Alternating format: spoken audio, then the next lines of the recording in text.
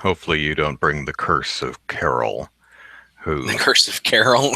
Yeah, Carol Pinchevsky had on the show 2 weeks ago, and she says, I am a techno curse. Everything that can possibly go wrong goes wrong when I'm around. It's kind of like me driving.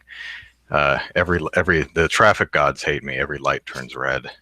Yeah. Even the traffic lights that are basically glorified crosswalks, I'll hit those red.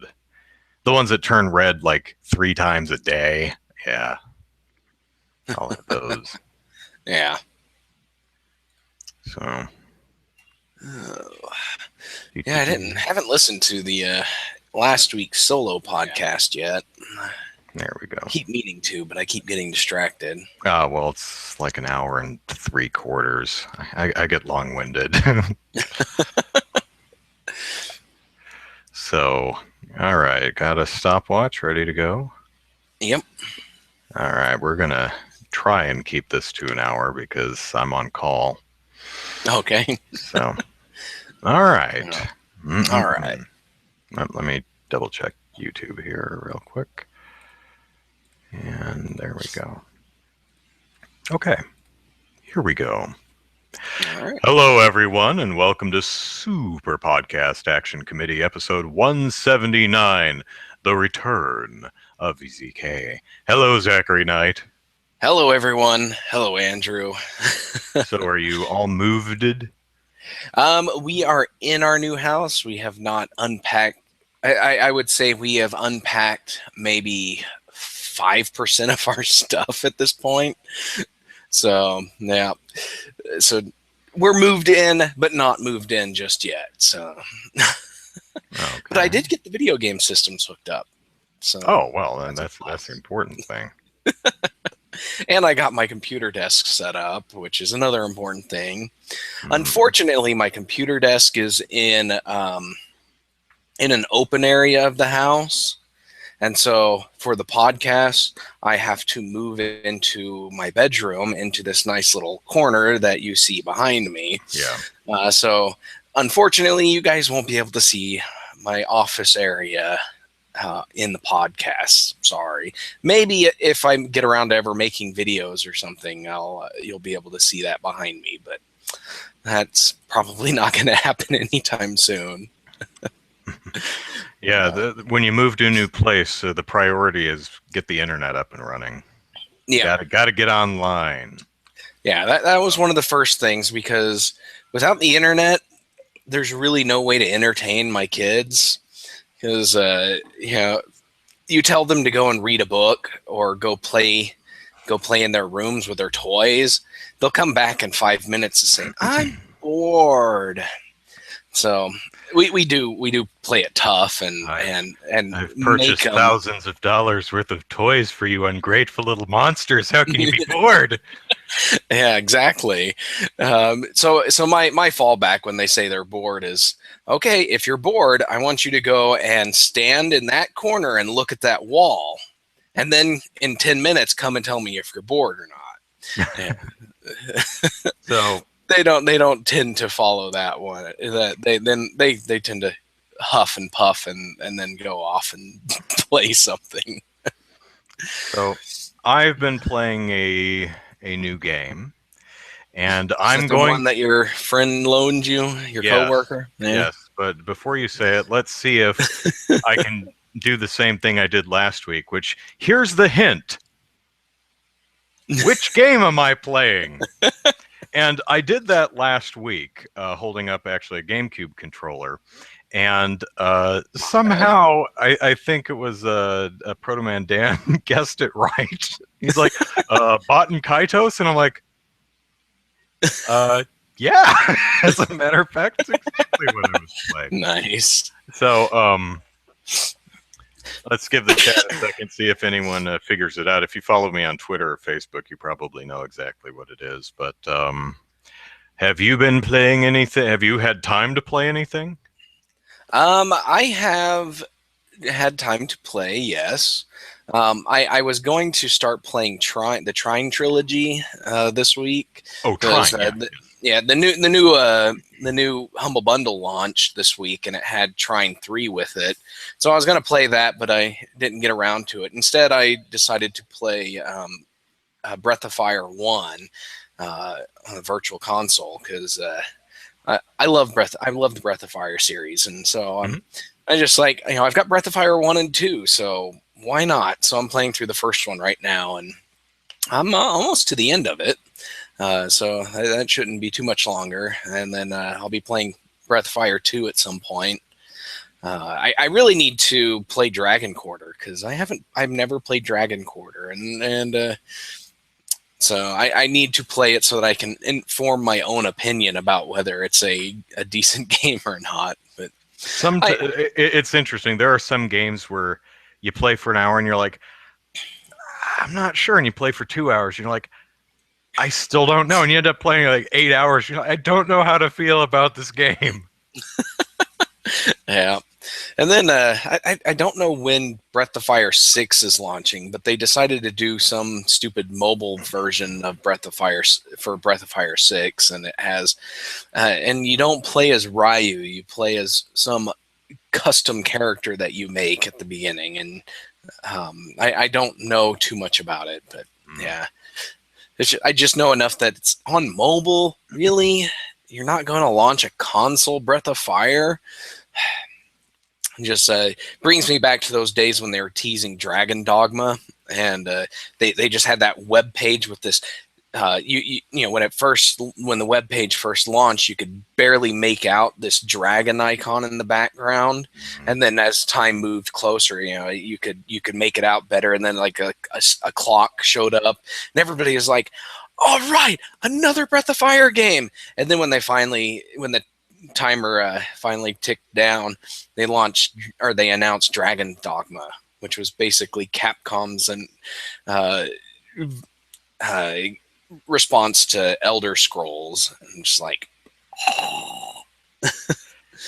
But I hear good things about Dragon's Dogma. Like, I hear good things about parts of Dragon's Dogma. Yeah. A lot of people really seem to like the combat and more or less hate everything else in the game. Yeah. I hate the fact that it's not a Breath of Fire game. So yeah, but I'm going to be playing Trine soon. So Dan seems to know which game I'm playing right now, and it's Hatsune Miku, Project Diva F. What does F mean? I don't know. I don't know. I see those kind of suffixes on a lot of games like that. So yeah. So this is it's a rhythm game. It's one of those types of games where there's a target on the screen and a note flies at it, and you have to hit the appropriate button right as it passes over the target. What makes this game different is there's no note highway. The target doesn't sit in the same spot all the time. Yeah. In a lot of games, the target is the center of the screen, or there's a bar at the bottom. Yeah. Like the Guitar Hero note highway, or you've seen those before. In this game, each note has a different target, and they just appear on the screen. So you'll get plop, plop, plop. You'll get 3 targets over here, and 3 notes will zoom in from the side of the screen, and you have to hit the appropriate button as they pass in front of each target. So I will give it kudos for doing something pretty different with rhythm games. And interestingly, I tweeted about this game Friday, I think yesterday, whenever it was. Yeah. And Facebook did it, and ended up being on both platforms one of my more popular posts of late. People love this game. People are like, oh my gosh, that game is so good. It's not quite as good as the sequel, but it's so good. And I'm like, wow, really? I mean, it's a rhythm game. Okay, yeah. So I played it a little bit last night and a little bit more today, and I hate it. I'm gonna just send this back to Brian on Monday because oh god, it's just so terrible. And The gameplay is really not. If I had to critique the way that the game plays, it's it can be really difficult to, when there's a note highway, you know where the target Yeah. is all the time. Um, in this game, you don't know where the targets are. They just kind of snake around the screen. Now, they do kind of snake in an order that you can follow a bit, but I mean, it's not like completely random. Yeah. But sometimes there will be breaks in the music, or the background is always some type of fully produced Hatsune Miku music video, which are fun, and I like the design of Hatsune Miku. I think she's adorable. And I like her personality and energy and animation for all of her performances. I think it's really cool. Unfortunately, due to being a rhythm game, you can't really watch it, and you really can't watch it because the note highway or the target doesn't sit in one place. There's a unique target for each note, and you never know where they're going to appear, so you really have to follow along. Well, as I said, sometimes there's a break in the music, or there's just something happening in the background which makes it easy to just completely miss where the targets appear. So it makes it a little. Also, some of the rhythms that they ask you to do are kind of weird. Sometimes they'll be following the song, and then other times they'll mimic the lyric lines. Yeah. And they'll quickly switch between the two, which maybe that's the point, to throw you off. A lot of offbeat stuff in this. It's really interesting. They're like, Hatsune Miku players are hardcore. Even on easy, there's a lot of offbeat stuff. It's really interesting. It's kind of boring though because it only uses one button in easy. So once you get a hang of how it works, I'd bump up the difficulty. Otherwise, it's really dull. Let's see. So the biggest problem with the game is I can't stand Hatsune Miku's voice. She is now. I don't like the music. I don't like the songs. It's teen bubblegum pop. It's not offensive. Most of it's fine. I mean, you hear it and you don't cringe. You just listen to it and you go, that's nothing I'd ever listen to on purpose. I mean, maybe if I was a teenager, I'd really like it. But oh, holy biscuits! When this synthezoid or Vocaloid chortles, I'm like, ah! It's really difficult to play a rhythm game on mute. Yeah, because then you're just trying to literally time it with the movement rather than the beat of the song. Yeah. Which I guess is possible, and it could be enjoyable if that was your thing. God, the singing is so terrible. You know, if they kept Hatsune Miku's vocal range to about to low alto, it would be fine because her mid range is actually fine. Sounds good. Yeah. But when she gets above F, so when she's hitting G, A, and higher, it just goes into that auto-tune, very, very tinny synthetic sound that I just cannot tolerate. So the rest of the game is there's a shop and you can buy outfits for Hatsune Miku and her friends. So the game has dress up mode, and that's a thumbs up. I love dress up mode. There's also a diva room, I think it's called. It's basically a green room where Hatsune Miku just kind of sits around and hangs out, and you can decorate and like Animal Crossing Happy Home Designer. Interesting. And you can give her gifts because why not? I don't know. She's there, and you can also. Stop me if you've heard this one. You can pet her face. You can communicate with her. It's labeled communicate, and her face comes up to the screen, and you can go. You can just rub her right in the face.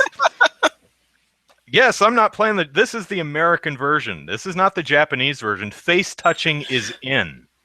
Do you remember the amazing controversy the face touching minigame in this caused? No, you don't, because there wasn't one.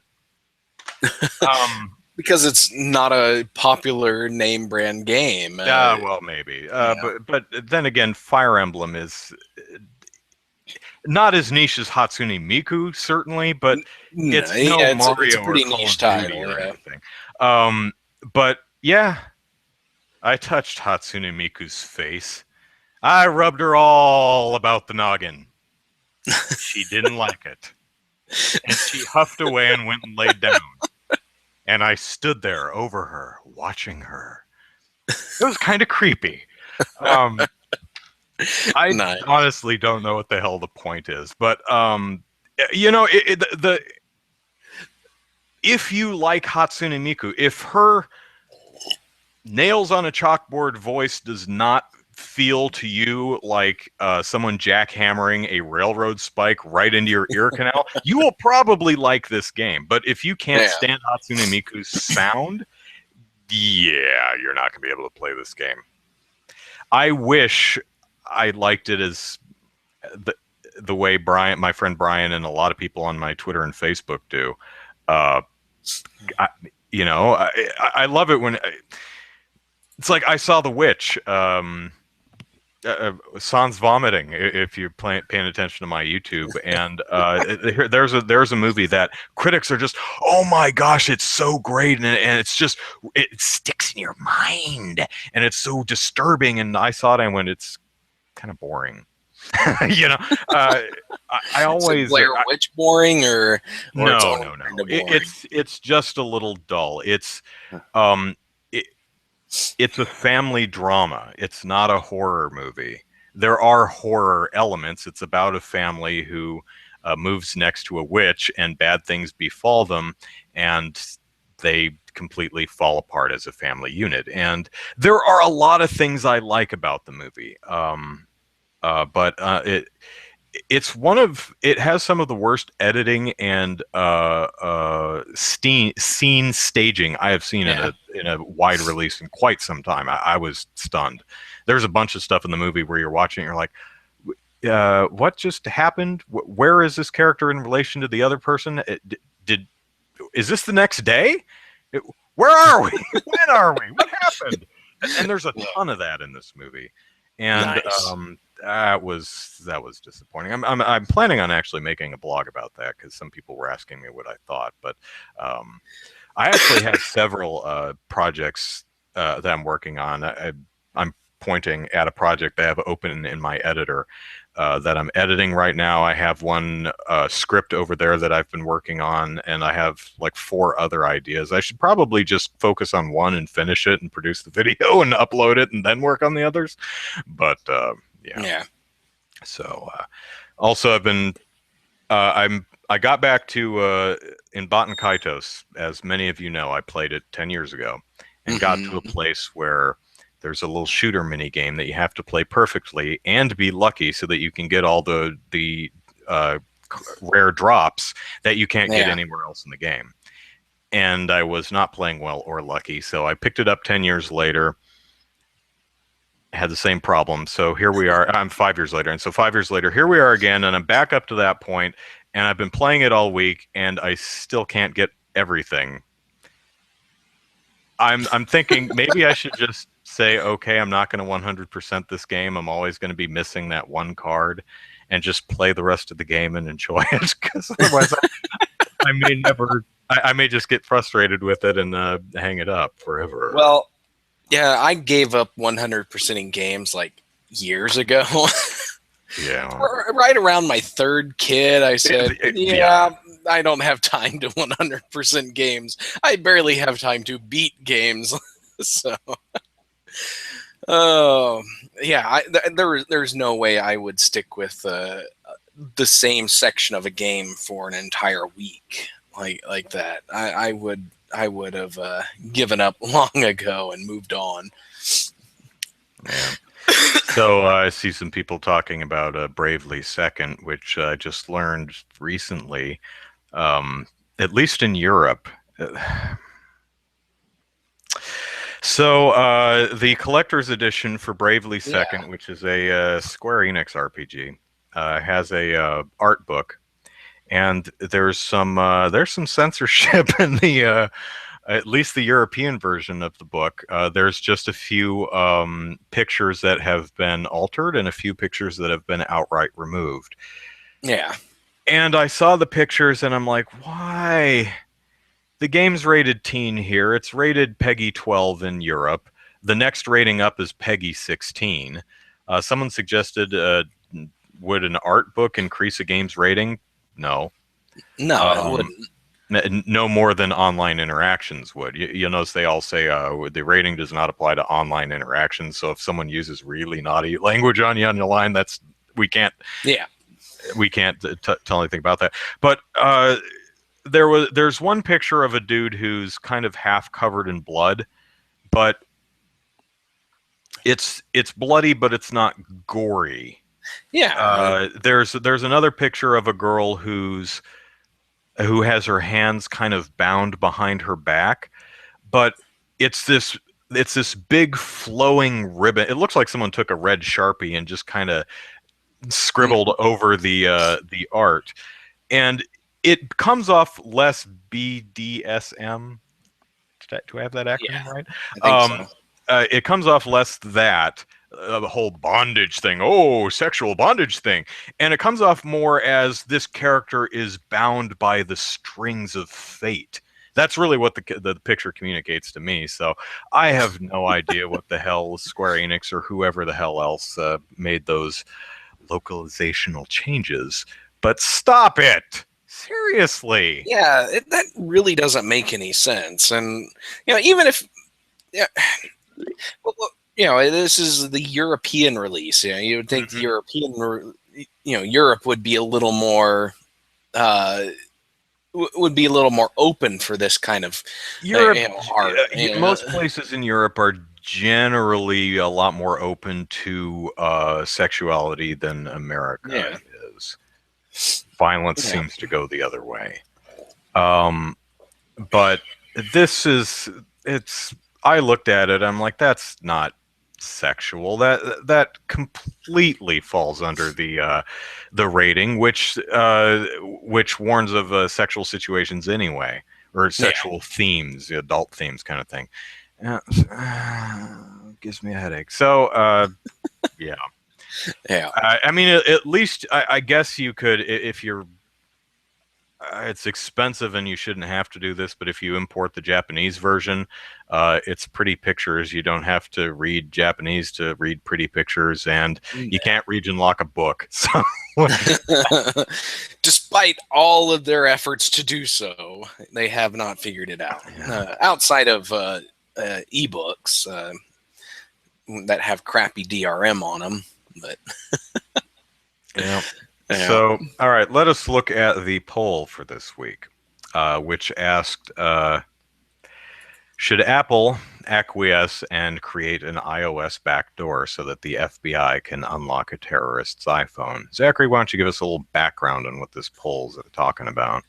All right. Well, for the past week and a half, nearly 2 weeks, it's been public knowledge that the FBI has been trying to unlock the San Bernardino's shooter's iPhone, and they have exhausted all of their own means, apparently, or at least all the means they're willing to put the effort into trying at this point.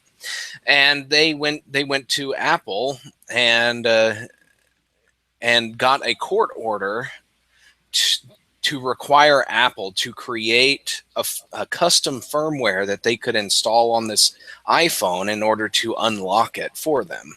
And so Apple looked at that court order and said, no, we're not doing that. And there's just been this huge back and forth going on between the FBI and Apple, and other people are weighing in. John McAfee of the company that makes McAfee antivirus, he said that he would unlock the phone for the FBI so that Apple doesn't have to create a backdoor. Bill Gates weighed in, saying something that sounded like he was agreeing with the FBI, but then he kind of backtracked and said, no, I wasn't agreeing with the FBI, but really didn't clarify what he was saying. And a whole bunch of other stuff has just been all over the place. But yeah, so it's been really crazy. And you got a group of people who are saying that Apple should do this for the FBI, and another group of people, which include Apple and the EFF, the ACLU, and a bunch of other people that say that no, creating a backdoor like this is not going to be a one-off situation. And so you can't create a backdoor for just this one phone without it applying to all the other phones. And so, yeah, so they're not too happy. Yeah. And So, it'll probably be weeks to months before this gets sorted in court, but probably even longer. Yeah. So the question is, should Apple create an iOS backdoor for the FBI? And simple yes or no poll. We had 139 people respond. 113 people said no, and 26 people said yes. So that is, let's see, 81% said no. Reading comments, it seems most of the people who weighed in with a yes kind of weighed in with the condition, but just for that specific phone. Not a master key, just a key for that phone. Is that something that you could even actually do? I've read a few things, and there's some people who sound like they're informed about the situation, who say that it is possible and that Apple has done something similar in the past. But I'm not too familiar with any of those situations because it's never cropped up before. So I don't see how it's possible. There's some people who are talking about how making the iCloud is what the FBI was trying to get at, and Apple can actually access the iCloud, but that's not what's going on. They want the phone itself. So, yeah. Laxter asks, does the iOS devices, do they update automatically? I'd assume they'd have to if they're installing new firmware in a locked phone. I have an iPhone, and as far as I can tell, you have to actually unlock it before it can install any firmware update. I'm trying to remember because when my phone was updating to iOS 9, it kept bugging me. It's like, hey, you should update to iOS 9. Hey, you should update to iOS 9. Right, but it didn't bug me until I didn't just unlock the phone and suddenly it had been updated. I actually had to unlock the phone, and then it bugs me about it. That before. And but I think it might be different if it's like a security update or something like that. Like if you're moving to a new version of iOS, I think it requires input. But I think it might be able to install security updates or something like that in the background. I don't know for sure. I'd have to look into that. But apparently some people think that the FBI is under the impression that Apple could just flash a new firmware onto it without any trouble. Yeah, 13UCube says, I heard they simply want to disable the auto wipe for incorrect password entry. Well, that's part of it. They because the way the iPhone is and most phones, if you have set up a password on your phone, it allows you to try like 3, 4, 5 times in a row, and to get your password. Because I try to do my password on my swipe password on my Android phone, and I'll miss a dot, and so I have to try it again. And so it allows you to do that because people are going to miss a dot when they're doing their password. But after so many times, you have to wait like 30 seconds, a minute, 5 minutes, 10 minutes, an hour. Because my kids, they had got a hold of my iPhone, and they had tried to unlock it, but couldn't figure out the password. And I picked it up and tried to unlock my phone. And it's like, you have to wait an hour. It's like, what? I was so ticked off at the kids at that time.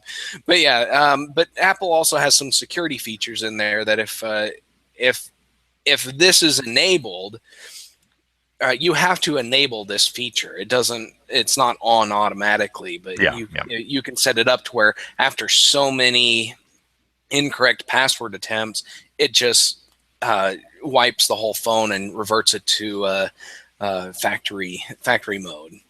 And that's one of the things that the FBI wants to avoid, is they want to be able to do that, but they also want to disable the wait feature so that they can just continually enter passwords, and also they want to be able to do that via software rather than have somebody sitting there and swiping the phone over and over again. They want to be able to just plug it into it's a 4-digit password.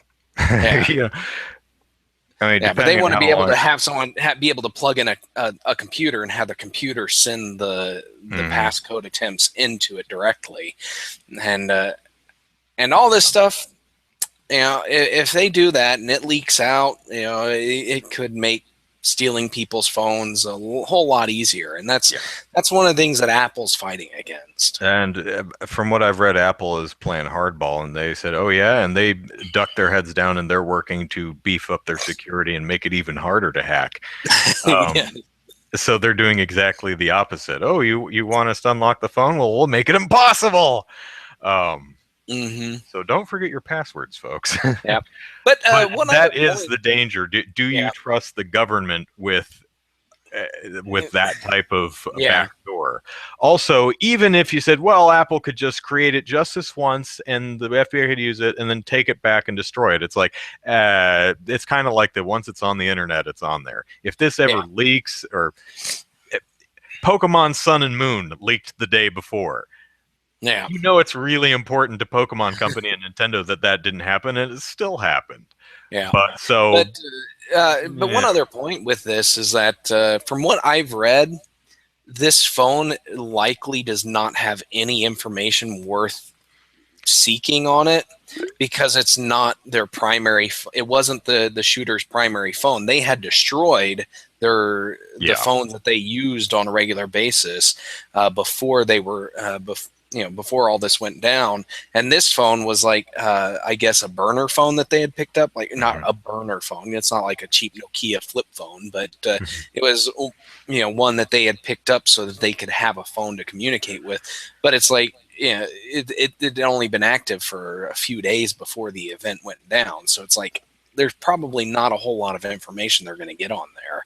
Yeah, I've heard a lot of completely unsubstantiated things, but I've heard a lot of things that, if true, would make the FBI's efforts quite the waste of time. So, yeah. All right, moving on. Leland Yee, former California state senator and author of the 2005 California violent video game law that sought to fine retailers for selling ultra-violent games to anyone under 18. What's an ultra-violent game? I have no idea.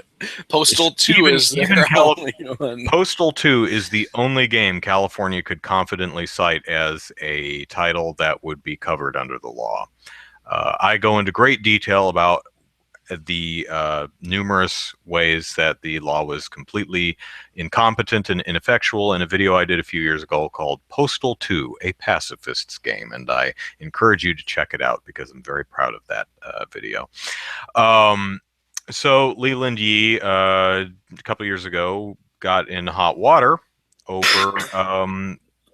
well, he was arrested and brought up in charges for racketeering and weapons trafficking and selling political favors. So he was sentenced to the government. Actually, he could have been facing up to 20 years. The government, I think, recommended 8. He ended up getting 5, along with a $20,000 fine. So, yeah. This is really amazing. This is an amazing story. Just for the fact that, here's a moral crusader who got involved with organized crime, and it's so weird.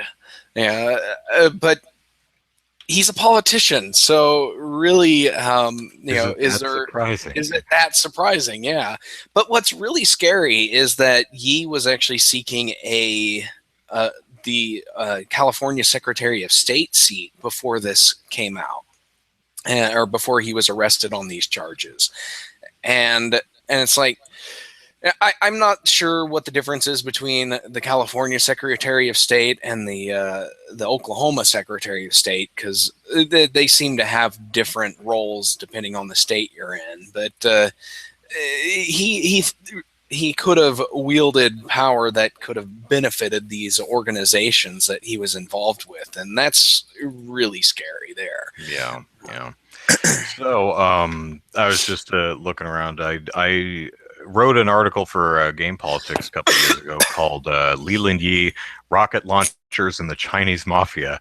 And it's basically my summation of the 137-page affidavit that chronicled the FBI's investigation and into Yee's alleged wrongdoings. And it was an amazing read. It was... It was literally the plot to American Hustle. I mean, it was almost exactly that. It was kind of incredible. I linked it in the chat for anyone who wants to read it. But I read that sucker. I'm like, wow. Jack Thompson was just a jerk. But, as far as we know, he didn't have ties to the mob or wasn't doing anything. He was just a jerk. He was a jerk and lacking completely in ethics unprofessional in his profession. And he got fired. He didn't go to jail. There's really little reason to put him in jail. I mean, you might be able to make some slander and libel cases, perhaps, or but even in those cases, that's just a civil fine. So. Yeah. But man, it kind of there is a certain amount of Schadenfreude, I suppose, when the big villains, or at least the people who antagonize you about dumb stuff, end up being the monsters they accused you of being. And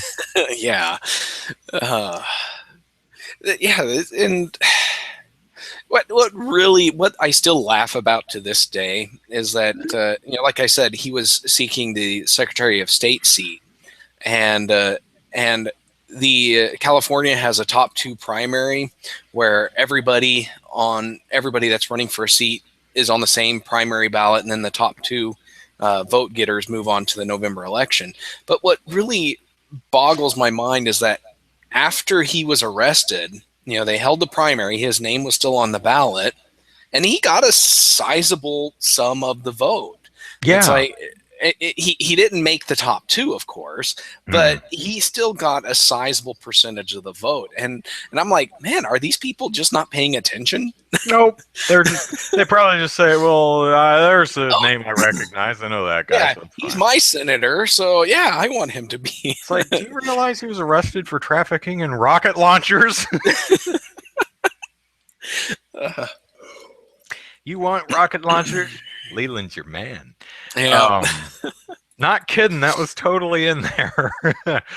So, well, so that's that. I think really all of the only major villain, or at least, I mean, Jack Thompson's been gone since it was disbarred. He hasn't had any significant impact on the games industry since his disbarment.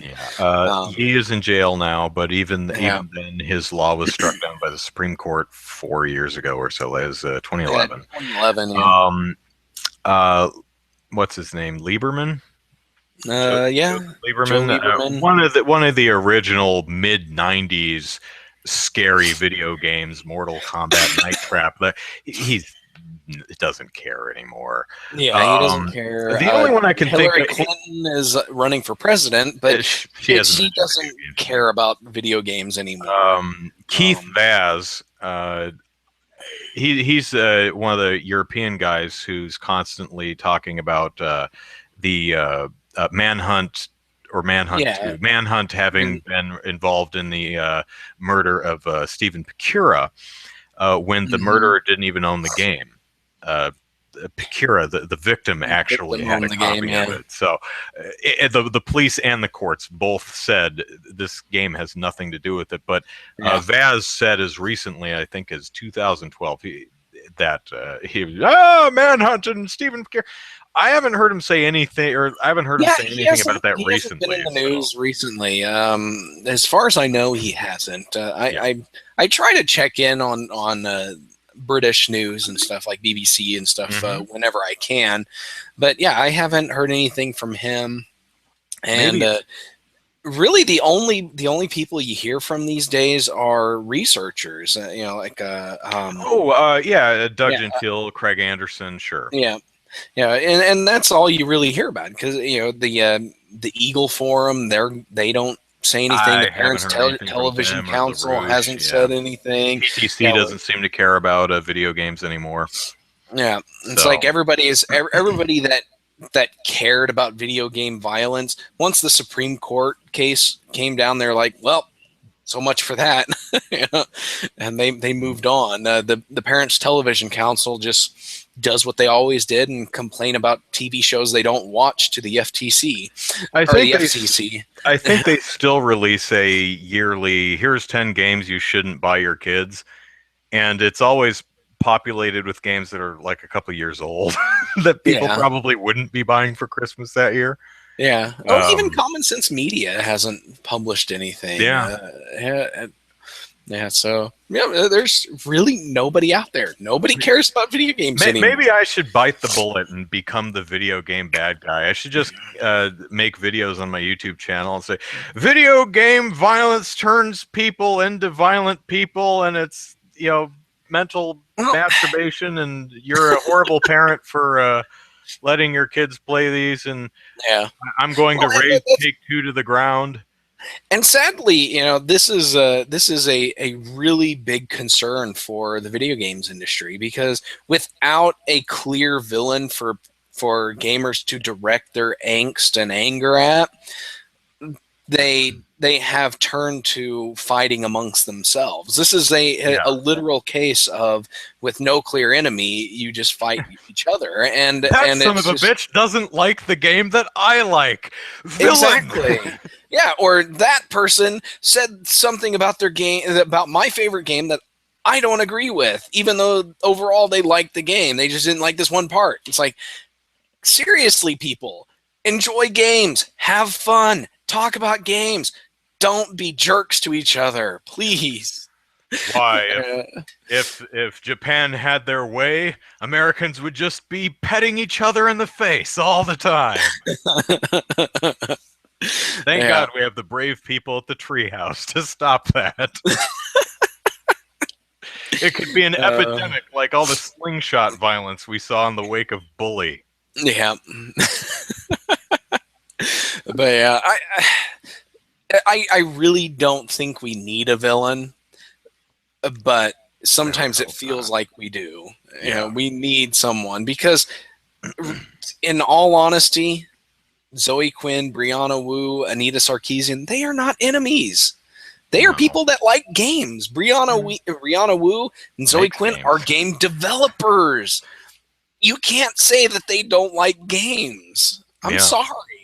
Yeah, you can argue all you want about Anita Sarkeesian's comment about not being a gamer, but that's a matter of opinion. Because really, I say that I'm a gamer, but I'm not really a gamer, because I don't play games. I don't buy the latest games. I don't play them for 100 hours at a time. I play games when I can, and I play the games that I want to play. And really, the games that I end up playing are years old. And that quote got taken is repeatedly. It's way out of content. Yeah. Anyway, for anyone who's wondering, back in 2010, Sarkeesian did a presentation at some college. It's online. It's only 12 minutes. You can watch it. But she did a mix. She made a little video that cut a bunch of video game footage to a song called "Too Many Dicks on the Dance Floor," I think it's called. And what it is showing the video cuts together footage from a bunch of different games showing the prevalence of super macho, hyper masculine male characters in video games, at least the most popular ones. And she said, but introing that video that she did, she said that she wasn't a fan and had to learn a lot about games in order to make this video. And it's clear from, and some people have latched on to say, aha, she's not a fan of video games, therefore she's lying about ever having played them. Whatever. But if you watch the whole thing, it's clear that she's talking about a certain portion of video games, a certain fandom of which she does not belong. Not all video games, but no, she literally did not say games are grouse. I don't play games. Well, games are grouse would be an opinion. She's never said that. I don't play games is not something she's ever said. So, and it's clear if you actually watch her work or follow her on Twitter or actually talk to her, she does play games. Maybe not some of the ones you do, but whatever. But it really, I actually spent 4 hours talking to, well, actually correcting someone on, this person was adamant that I understand every single way in which Sarkeesian is a horrible person, and everything he said was completely made up. I spent 4 hours correcting him on everything.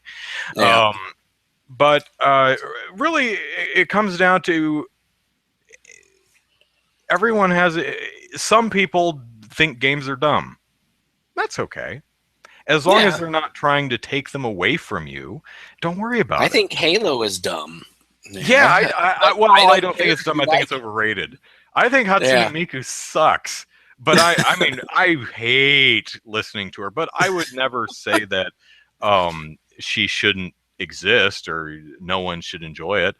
I think a lot of gamers really confuse. I think it's probably the "I'm never going to let a Jack Thompson happen again," and when maybe some gamers identify too closely with their hobby, and any critique on something they love is a poor reflection on them. I don't know. Some people, it's like, I don't like this element of that game. It squicks me out. You're saying I'm a horrible person. No. No, that's not what I'm saying. Well, you're saying that games like this should never be made. No, that's not what I'm saying. So, yeah, Chillsville, people. Enjoy the game. Yeah, games are good. Critique of games is good. You know, you should think critically about the games you play, and you know, and perhaps you might have an epiphany one day about a game you play and realize maybe I shouldn't play this game, or maybe I don't like this game so much, or maybe it's like I only played this game because of this one aspect and I really didn't care about all these other parts, but I still had fun, so I can criticize these other parts of the game, and it's okay. It's okay to criticize aspects of video games. Yeah. It's okay to criticize an entire game itself or an entire genre of games. I think sports games in general suck. I am bored to tears when I play a sports game. But I'm not going to be upset with anybody who plays sports or sports games. But, yeah. Your proof is a string of numbers? What?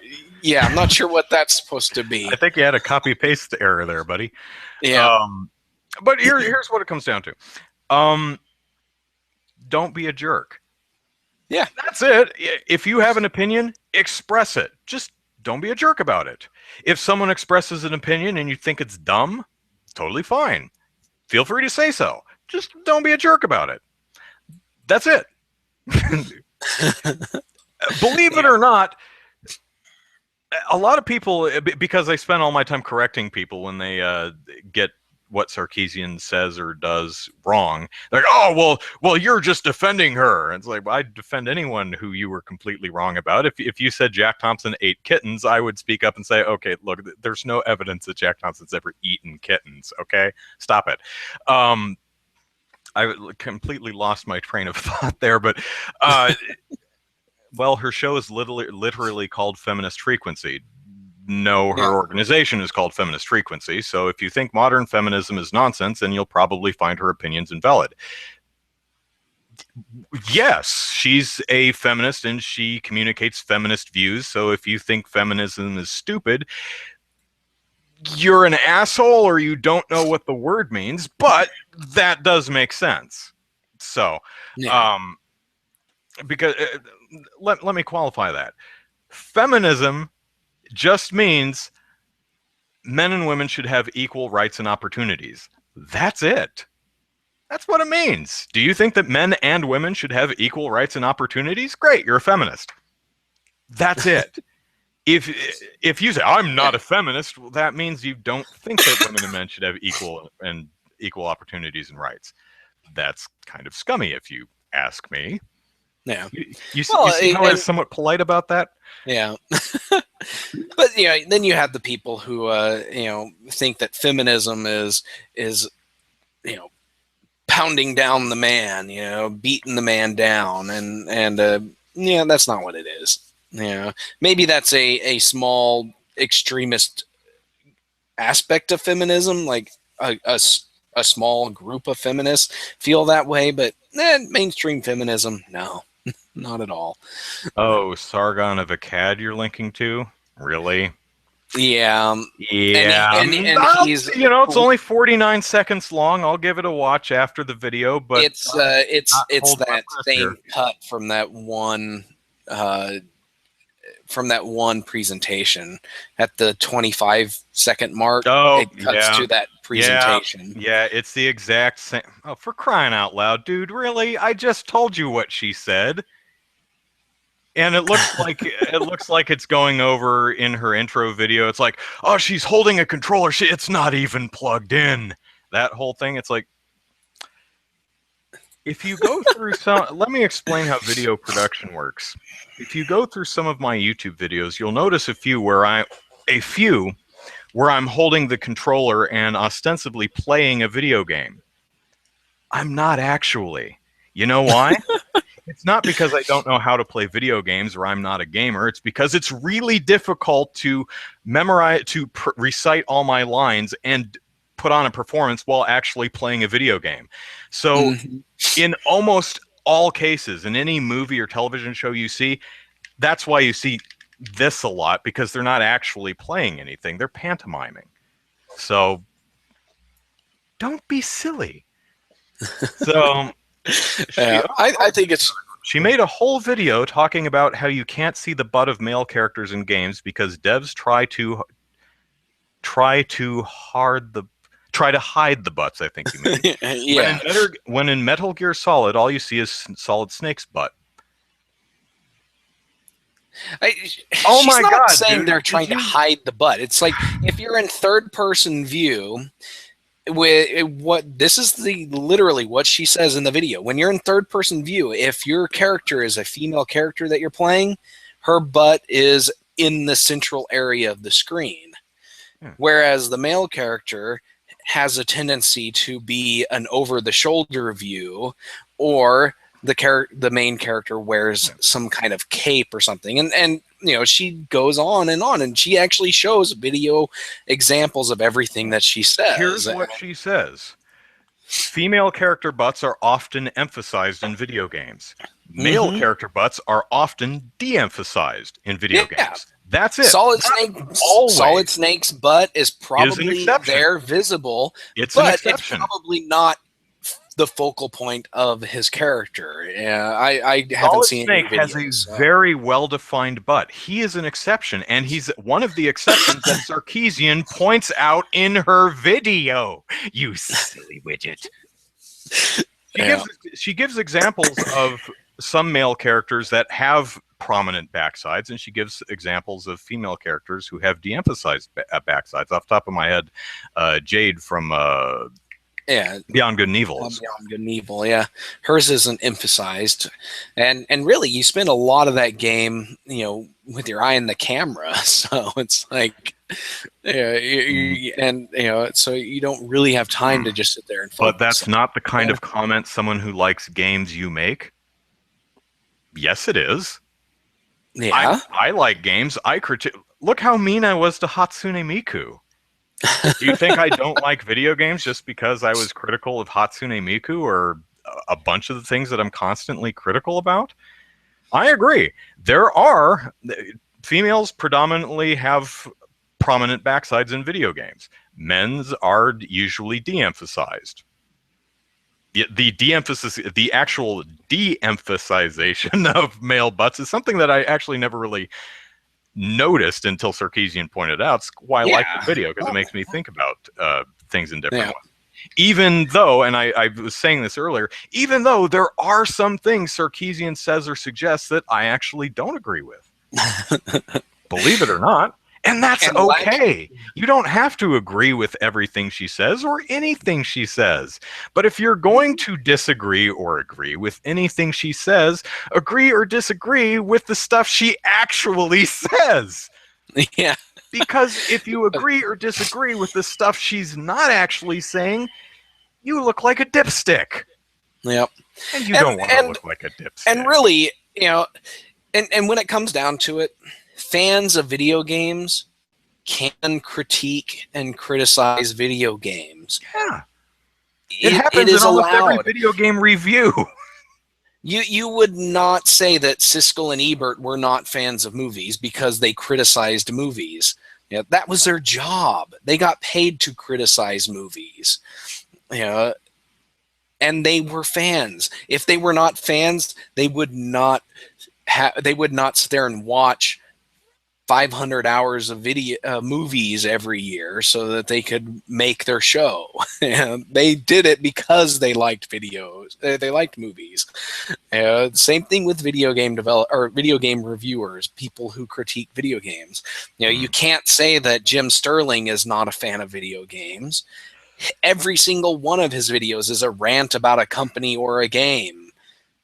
He is a fan of video games. Yeah. Now I have to go into my YouTube history and delete that video or Sargon's crappy videos, and lots like it are going to show up in my recommended again. Oh, I still have to delete some of those videos from my recommended list. It's like every once in a while an anti-Sarkeesian video will pop up, and I'm like, I don't want that in my recommendations. Go away. The same crap over and over. What got me is the guy I was talking to for 4 hours. Amazes me because it's the same talking points over and over and over and over and over and over. It's like you have nothing new. It's like, because I'm so quick on the response. You must be a Sarkeesian fanatic to know this stuff off the top. It's like, no, because I have to explain the same crap over and over. I've memorized it now. So anyway, let us move on to the new topic. Yes, let's move on. Vivendi, who used to own part of Activision Blizzard and then dumped it, seems to be getting back into the video game space. Vivendi last fall bought a lot of stock in both Gameloft, a mobile games company, and Ubisoft, who we all know and tolerate. They make some great games, but boy, do they have some things worth critiquing. Yes, they do. And I say that as a lover of games. See, I can love Ubisoft and Nintendo and still critique the stupid crap they do. What was I saying? So Vivendi. They bought a bunch of stock in Ubisoft and Gameloft last year, and Ubisoft in particular said, we don't like that. That makes us uncomfortable. And earlier in the week, Vivendi picked up some more shares of Gameloft, enough that apparently under French law requires them to make a bid for the company. And Ubisoft is seeking money from Canadian investors to help stave off a possible hostile takeover from Vivendi. So, any thoughts on what might happen there, Zachary? Well, that all depends on if Ubisoft can get Canadian investors. Video games industry is it's a very volatile industry. You can't. There's not a safe bet with any company. Sure, Ubisoft has been around for years and years and years, but they are just one really, really lousy release away from going belly up. Most companies are, and I guess they could probably survive, a good 3 or 4 titles going belly up in a row, but it's not the type of industry you want to invest in if you want to make a lot of money right away. And so I don't see how any individual investors are going to buy enough stock in Ubisoft to make this worth it.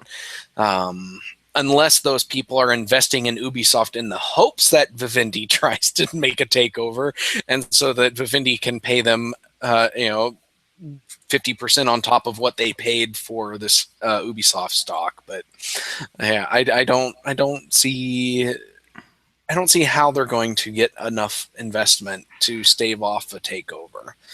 Yeah, this one's going to be close. Yeah, I think the thing, it's something analyst Michael Pachter pointed out. One of the things that may save them is employee loyalty to a guy whose name is French and I can't pronounce it at all. The CEO of Ubisoft.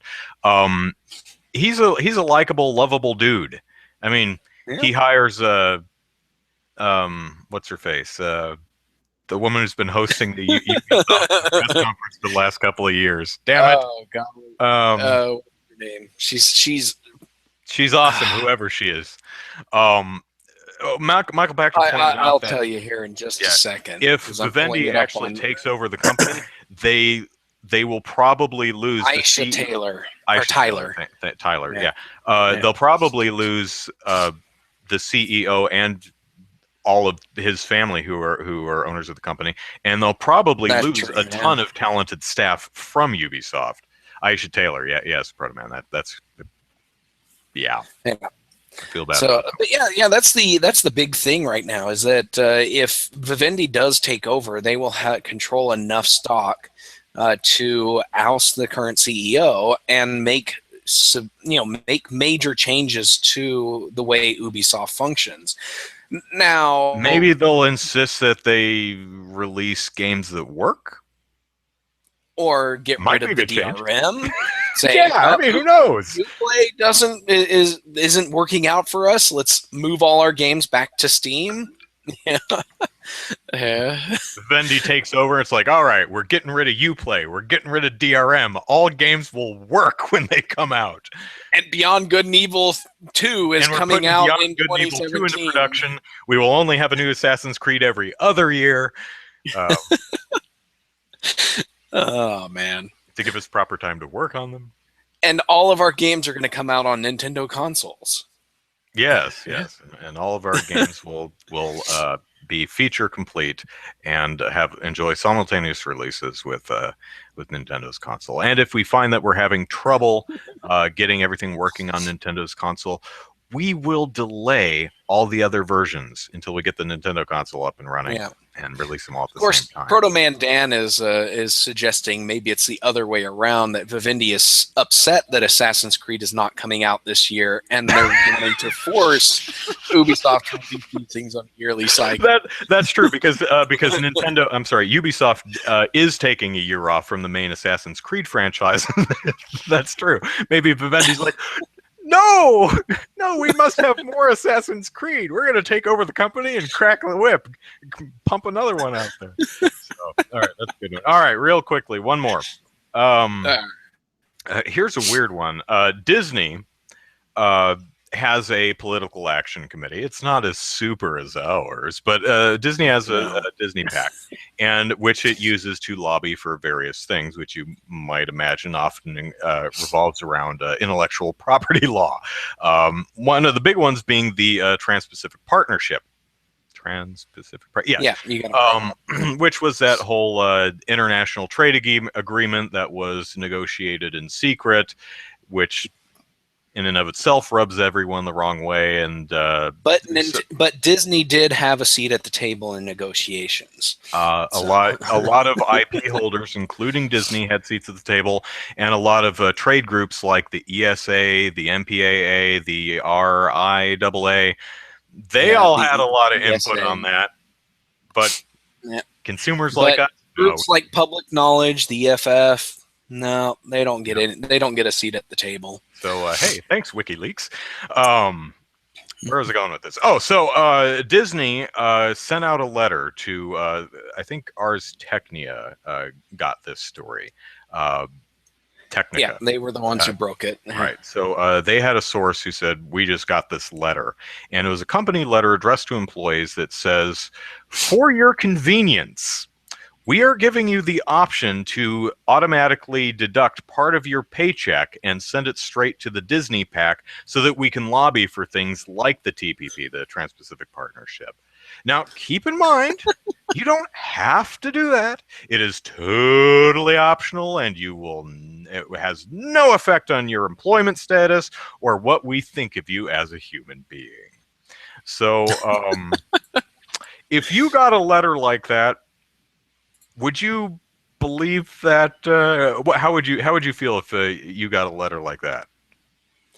Well, I would say, regardless of the company that I worked for or the reasonings for it, I would not voluntarily deduct any of my paycheck to go towards lobbying efforts. Mm-hmm.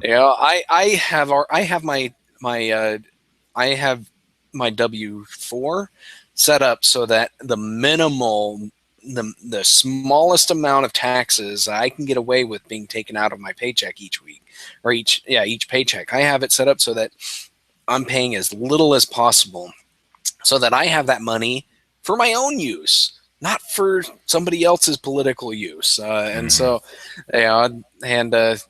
I've actually been able to survive over the last 10 years or so without actually owing the federal government anything. I actually get stuff back from them. So it's been pretty nice. But not me, I'm a freelance writer. Yeah. But so I get 1099. I would never support my boss's lobbying pact, but I'm a libertarian in that aspect. So it's like, yeah, I wouldn't support it anyways.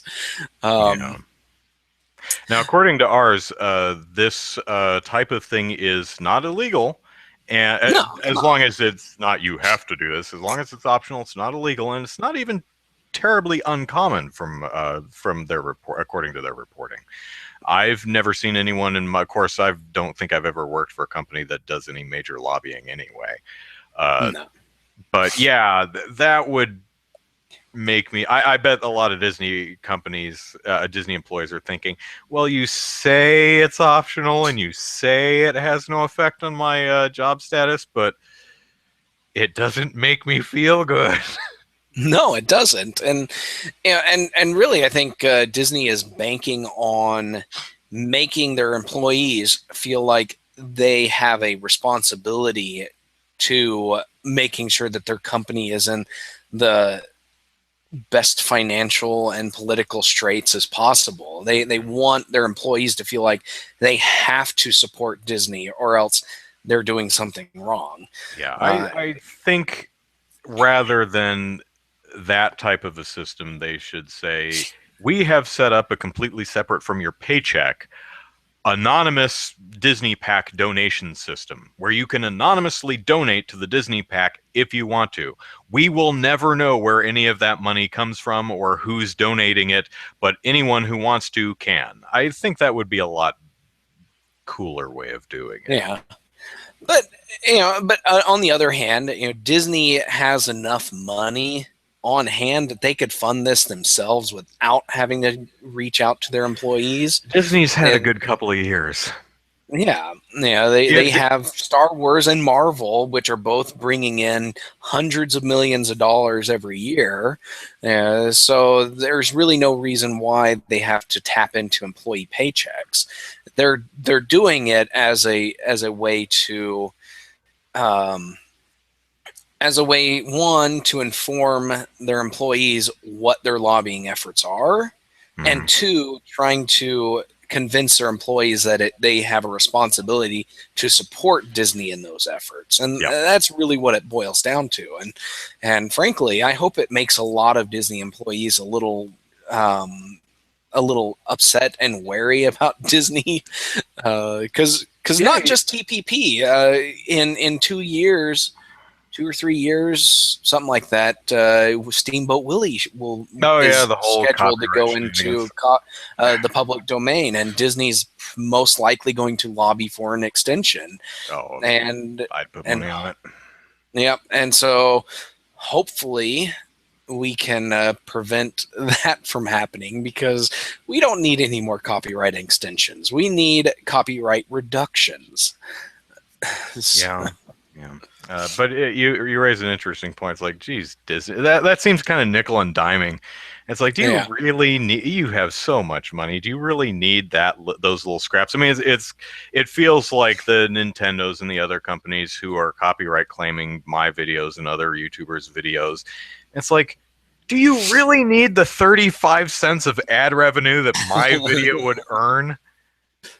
Really? Yeah, really. But you raise an interesting point too, where maybe raising awareness amongst Disney employees of what the company lobbies for might create a groundswelling of opposition to some of those lobbying efforts, and Disney may switch stances on. Well, no, that'll never happen.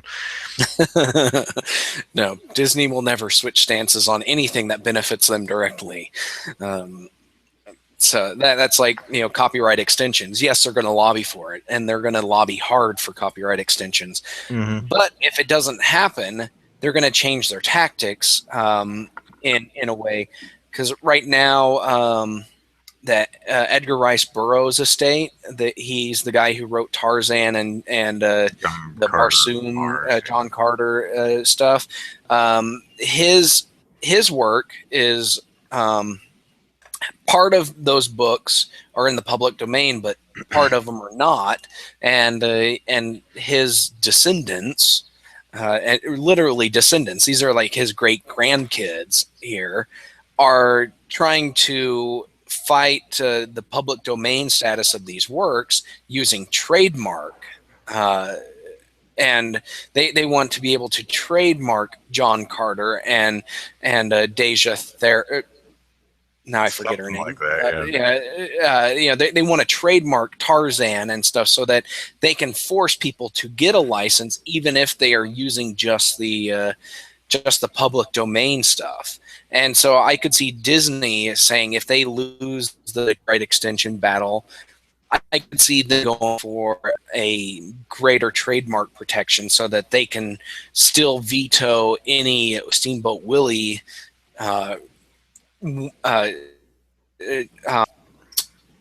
I forgot the word now.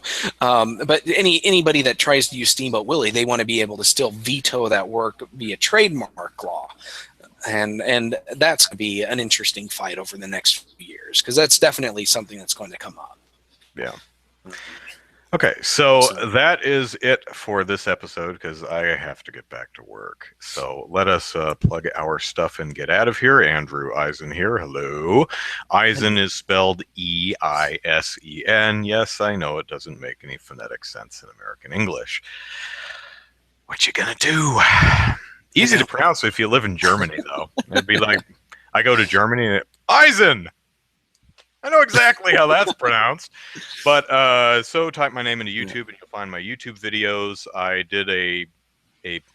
I recited a poem that I wrote myself. It's called An Ode to Beowulf, and I would be ever so thankful if you actually watched it, because I think that one's only been watched like 250 times. I have 8,000 subscribers. To listen to. Come on, people, listen to it. Yeah, Andrew Poetry Slam. Don't you want to hear that? You should do more of it. I really should have titled that something other than An Ode to Beowulf, but whatever. Yeah. I'm working on some new videos. I have a video with my sister that I shot last weekend, and I'm currently editing. I have a video that's talking about Electronic Arts and their apparent discussions with Nintendo for the NX. How would Laxter asks, how would Americans expect my name to be spelled? I don't know, but you see, but EI in American phonics makes 3 different sounds, and none of them are I. So, um, it's not so much the spelling; it's just seeing it and pronouncing it. They're like Eisen, Eisen, Eisen. I've heard Elson because they think the I is an L. But if you Yeah. remember good old President Eisenhower, that was spelled Eisen, Hour. So you just chop the Hour off and you get Eisen. So, um, Twitter Right. at Andrew Eisen and Facebook Andrew Eisen YouTube. So Zachary, plug away. All right, you can follow me on Twitter at Easy Night, and you can follow my game development work. It's DK_gaming on Twitter and DivineKnightGaming.com. It's been a little slow over the last few weeks, mostly because of the move, but hopefully more updates in the coming weeks. And if you're interested in the Oklahoma game development scene, check out OK Game Devs on Twitter and OKGameDev.com. And I just want to plug a really cool Kickstarter that's going on. Not specifically a game one, but it's Wildlife. It's an online comic written by somebody that lives here in Oklahoma. She has been writing this comic for the last 2 years, and it's really great. It's about a guy who moves from Chicago, I want to say, to a podunk town in Oklahoma, and ends up mixed up with a whole bunch of supernatural stuff like werewolves and things. So it's really cool. But she's running a Kickstarter for that. Wild with an E at the end, Wildlife. So search that on Kickstarter and support it. It's really great. So. All right. Before I get into the last bit spiel, I just want to say for our YouTube people and anyone who wants to comment on the videos that if you don't like Anita Sarkeesian, it's totally okay. It really is. It's fine. As long as you're not being a jerk, it's totally fine. And if you want to write multiple paragraphs with hundreds of words describing exactly why you don't like Sarkeesian, don't. Because I'm tired of reading it. I'm my YouTube channel. I'm just going to delete it because I'm tired of it. It's okay to. It's totally okay that you dislike her. Write all that crap on your own blog because I'm tired of reading it. Okay. Yeah. Comment on anything else in this show, but not that. I'm tired of reading it. All right. So, Super Podcast Action Committee in the bag. We'll be back at you next week. In the meantime, email us at superpackpodcast@gmail.com. Follow us on Twitter at superpackpodcast. Subscribe and rate us on iTunes. And like us on Facebook. We'll see you next week, folks. Take care. Bye-bye. See ya.